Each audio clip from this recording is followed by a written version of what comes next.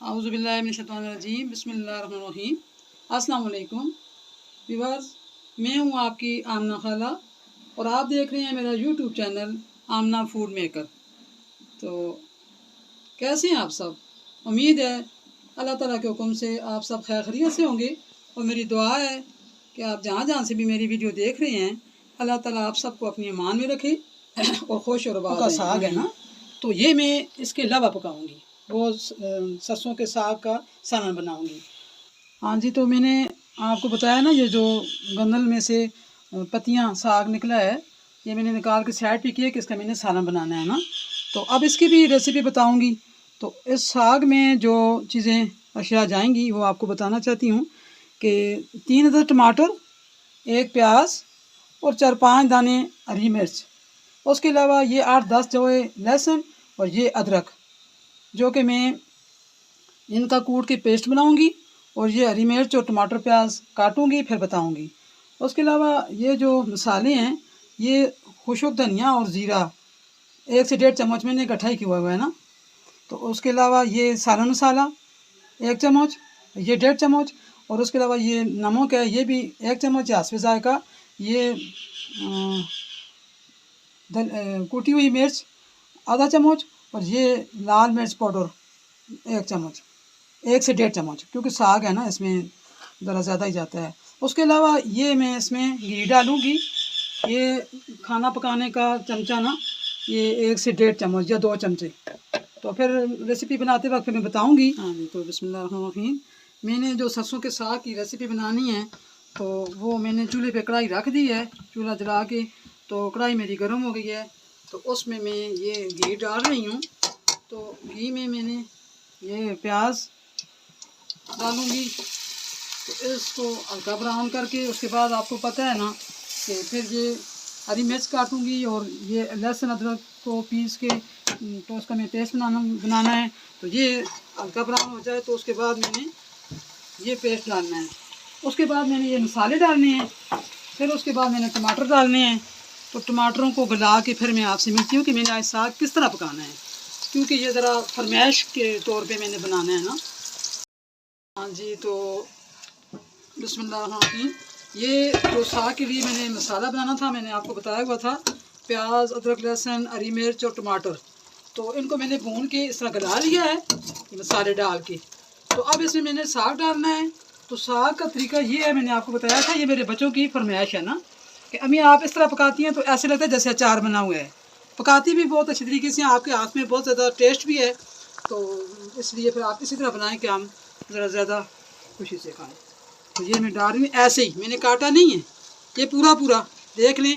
और उसको मैंने उबाला भी नहीं है, उबालने से इसका असर भी नहीं रहता और जायका भी कम हो जाता है ना, उसका जायका नहीं होता। तो ये मेरे पकाने का तरीका देखें, ये माशाल्लाह बिस्मिल्लाहिर्रहमानिर्रहीम। ये मैं पूरा पूरा साग डाल रही हूँ। जो पत्ते लंबे थे उनकी टहनियाँ काट के मैंने थोड़ा सा छोटी कर दी हैं, लेकिन ये इसी तरह पकेगा।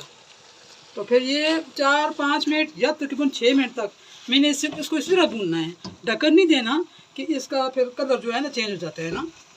तो उसके बाद ये जब पक जाएगा फिर बताऊंगी मैं, अगर उसके ऊपर मक्खन डाल के खाएं तो वो और लजीजा हो जाएगा ना। तो मैंने मक्खन गला के घी बनाया हुआ है, तो वो मैं डाल के दूँगी। और उसके अलावा मकई की रोटियाँ भी पकाऊँगी या मंगवाऊँगी, तो ख़ुद भी खुशी से खाऊंगी। मुझे बहुत अच्छी लगती है मकई की रोटी कड़ी के साथ और ये साग के साथ। तो और भी कोई खाए तो खा लेगा। तो आपने ये जो है ना, मेरी रेसिपी को बग़ैर स्किप किए पूरी देखनी है मेहरबानी करके कि, और मेरे चैनल को ज़रूर ज़रूर ज़रूर सब्सक्राइब करना है। मेरी वीडियो को लाइक और शेयर भी करें, शुक्रिया। ये मेरा सरसों के साग की रेसिपी तैयार हो गई है। 5 से 6 मिनट तक मैंने इसको भूना है, ढक्कन नहीं दिया। इसमें मसाला मिल चुका है। तो अब मैं आपको ये चेक करके बताती हूँ। तो मेहरबानी करके आप मेरे चैनल को ज़रूर ज़रूर सब्सक्राइब करें, क्योंकि ये आपकी तरफ से हमें सपोर्ट होती है। तो मुझे आपके सपोर्ट की बेहद ज़रूरत है ना। तो मैं डाल रही हूँ बिस्मिल्लाहिर्रहमानिर्रहीम। ये देखेंगे, ये इसी तरह होगा ना। खाने में तो बच्चों को अच्छा लगता है। इस वक्त मैं बंद करती हूँ और ये मैं आपको बताती हूँ। ये बिस्मिल्लाह, ये देखेंगे। अब मैंने इसके ऊपर ये मक्खन गला के घी बनाया हुआ है, तो ये देखें आप, बड़ा मज़े का हो जाएगा ना। ये मकई की रोटी भी तंदूर से मंगवाई हुई हैं। ये जैसे इसका दिल करे खाए, लेकिन मैं तो खुशी से खाऊंगी, मुझे तो बहुत अच्छा लगता है। तो अब मैं आपको खा के बताती हूँ कि इसका जायका कैसा है। बिस्मिल्लाहिर्रहमानिर्रहीम।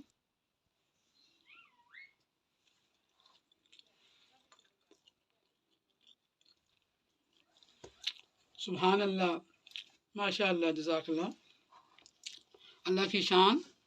मेरे सरसों के साग की रेसिपी बहुत मज़े की तैयार हुई है। आप इसी तरह मेरे तरीके से बनाएं, बच्चों को भी दें और ख़ुद भी खाएं, तो बहुत मज़ा आएगा। तो मेरे चैनल को सब्सक्राइब करना ना भूलें और मेरी वीडियो को लाइक और शेयर करें। साथ ही बेल के बटन को भी दबा दें ताकि मेरी हर आने वाली वीडियो आपको जल्द अज जल्द मिल सके। शुक्रिया। तो मैं इसी सरसों के साग की मज़ेदार सी रेसिपी के साथ इजाज़त चाहूँगी।